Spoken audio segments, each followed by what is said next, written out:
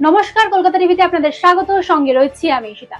আজকে কথা বলবো একটু সোনার দাম নিয়ে। সোনার দাম নিয়ে আলোচনায় আসা যাক। তবে সোনা কিন্তু আমাদের কাছে শুধুমাত্র অলংকার নয়, ভারতীয় সংস্কৃতিকে সোনাকে আমরা স্ত্রীধন বলি। পরিবারের সঞ্চয় এবং আমাদের সকলের বিপদের সময় কিন্তু অন্যতম ভরসা এই সোনা। কিন্তু বর্তমান যুগে সোনার দাম হু হু করে বাড়ছে, তার যত আকাশ ছোঁয়া। মধ্যবিত্তের কাছে এখন সাধ্যের বাইরে সোনার দাম।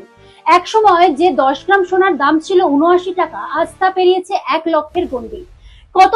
এখন কত দাম চলছে সোনার, সবকিছুতে আসবো। তবে দেখে নেওয়া যাক এক নজরে যে এর আগে কত দাম ছিল সোনার।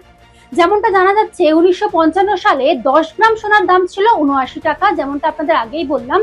2000 সালে তা বেড়ে দাঁড়ায় 4400 টাকা। 2010 সালে 18,500 টাকা থেকে 2020 সালে দাম পৌঁছায় 48,651 টাকায়। আর 2025 সালে তা ছাড়িয়ে যায় 1 লক্ষ টাকার উপরে। বর্তমানে 1,60,000-এর গণ্ডি পেরিয়েছে এই সোনার দাম। কি জানা যাচ্ছে কেন এত সোনার দাম বাড়ছে? বিশ্বজুড়ে যুদ্ধ, অর্থনৈতিক অনিশ্চয়তা এবং শেয়ার বাজারের অস্থিরতায় সোনাকে নিরাপদ হিসেবে বেছে নিচ্ছেন বিনিয়োগকারীরা।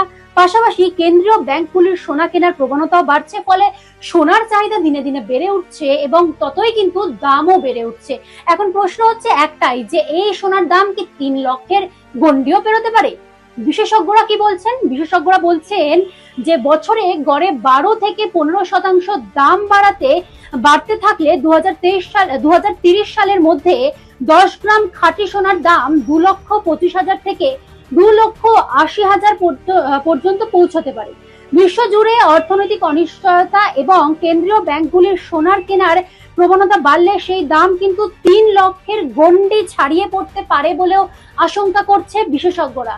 অর্থাৎ সোনার এই দামের দৌড় এখন কোথায় গিয়ে ঠেকে, সেটাই কিন্তু এখন লাখ টাকার প্রশ্ন।